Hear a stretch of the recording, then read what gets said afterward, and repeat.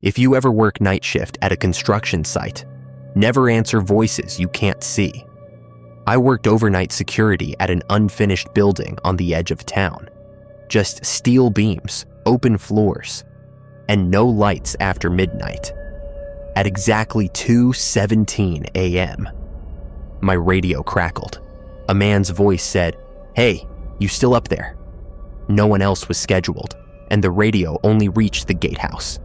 Then I heard footsteps below me, slow, dragging. The voice came back, closer. "I can see your boots."